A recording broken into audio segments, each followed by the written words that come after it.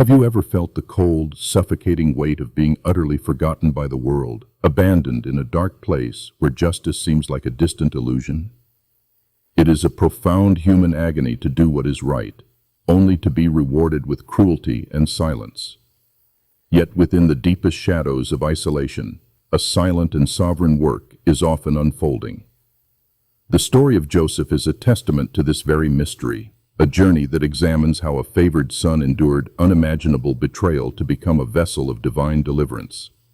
The descent into darkness began not with strangers, but with his own flesh and blood. Stripped of his vibrant coat, the symbol of his father's deep affection, Joseph was thrown into a dry, desolate pit by brothers consumed by jealousy. The echoes of his desperate pleas vanished into the arid wilderness air. Sold to passing merchants for 20 pieces of silver, he was dragged away from the only home he knew, marching toward the alien skyline of an Egyptian empire that promised nothing but servitude. In this brutal severing from his past, we encounter the profound mystery of providence. This is the unseen hand of God, meticulously guiding the chaotic threads of human malice to weave a tapestry of ultimate salvation. Though the young man was a captive, bound for foreign markets, he was not wandering outside the divine will. The covenant made with his ancestors, a sacred promise of blessing and preservation, traveled with him down into the dust and heat of a foreign land, entirely unbroken by the cruelty of men. Purchased by Potiphar, the captain of the royal guard, the young Hebrew slave refused to surrender to despair. He chose a path of diligent faithfulness, laboring with such integrity that he was elevated to oversee the entire household. Yet, this season of partial restoration was merely a fragile reprieve. The true test of his character was looming, waiting to plunge him into an even deeper abyss of suffering. The temptation arrived with relentless persistence through Potiphar's wife, who cast her eyes upon the successful overseer and demanded his compromise.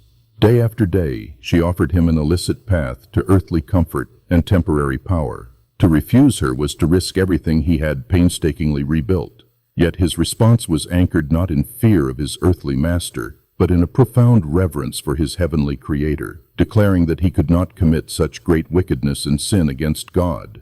The price of his unwavering purity was catastrophic. Scorned and infuriated, the spurned woman twisted his righteousness into a weapon, launching a false accusation that shattered his hard-won stability. Without trial or defense, he was cast down once more, stripped of his garments and his dignity, and hurled into the grim confines of the royal Egyptian prison. The heavy iron doors slammed shut, sealing him in a tomb for the living.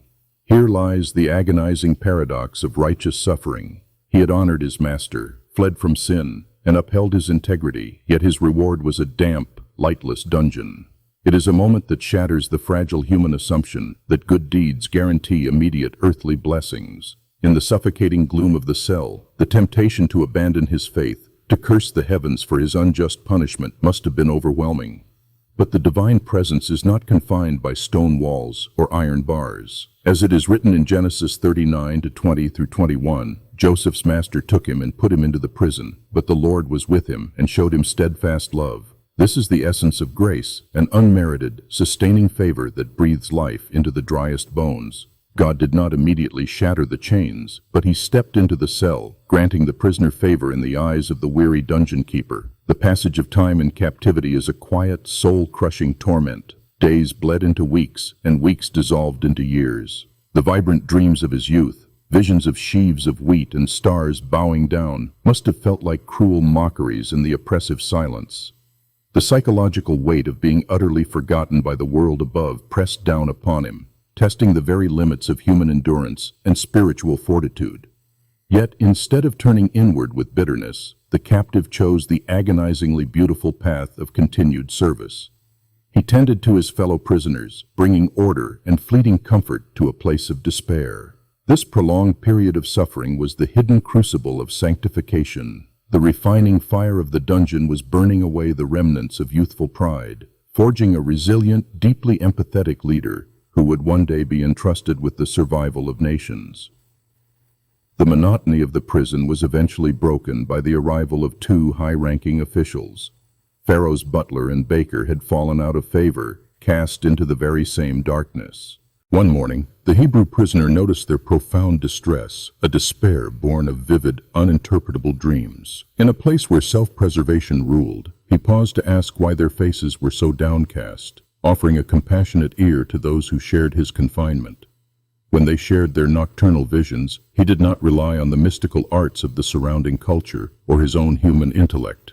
He immediately directed their gaze upward, gently asking if interpretations do not belong to God. He listened, and through divine revelation, delivered the stark truths.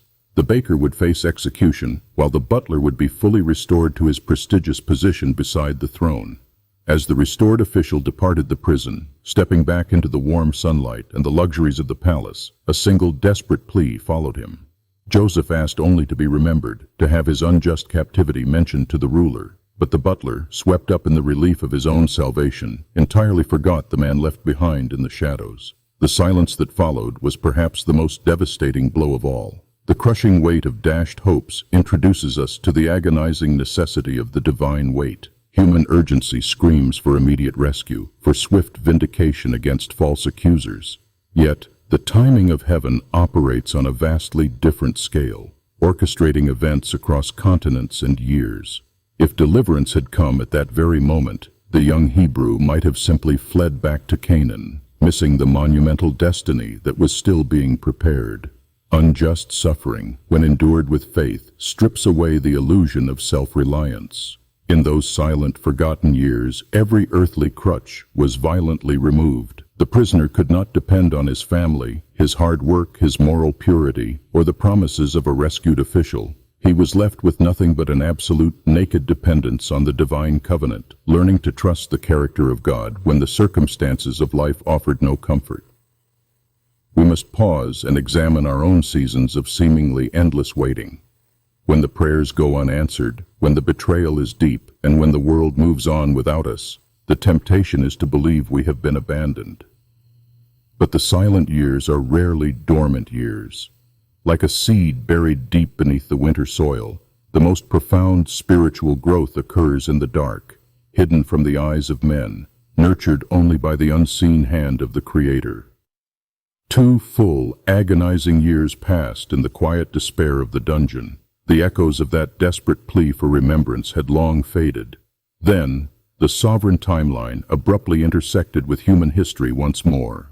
The mighty ruler of Egypt was suddenly tormented by terrifying dreams of gaunt cows and scorched ears of grain, visions that defied the wisdom of every magician and wise man in the sprawling empire. It was in this moment of national panic that the forgotten promise was finally jolted awake.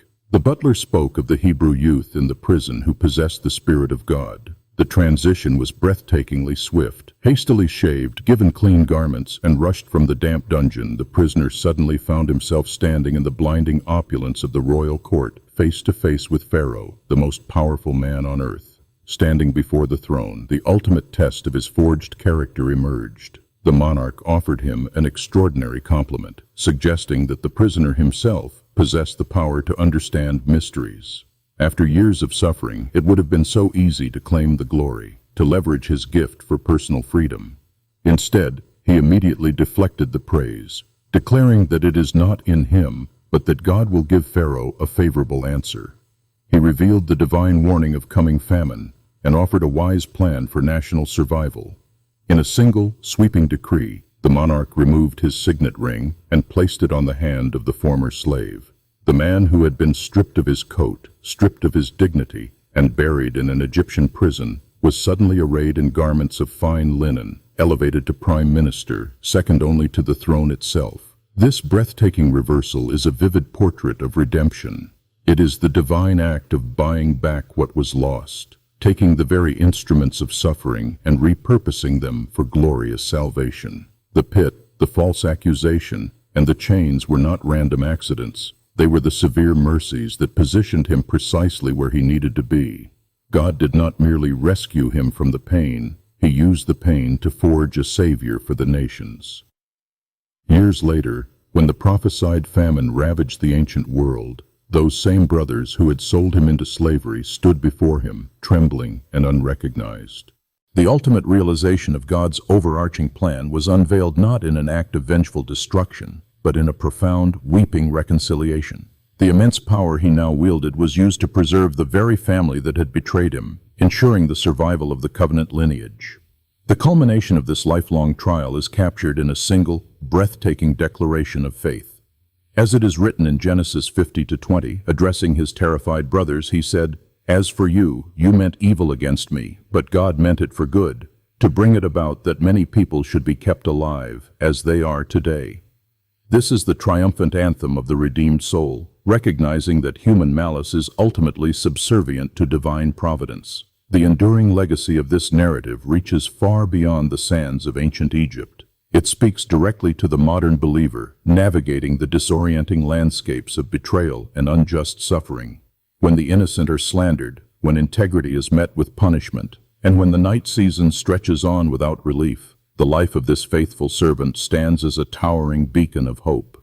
It assures us that the story is never finished in the dark. Let this profound truth anchor your spirit in the midst of your own trials. The Master Weaver is intimately involved in the darkest threads of your life, crafting a purpose far more magnificent than you can currently comprehend. Endure the waiting with grace, hold fast to your integrity, and trust in the unfailing love of the Creator. For the God of the dungeon is also the God of the palace, and his redemptive plan will never fail.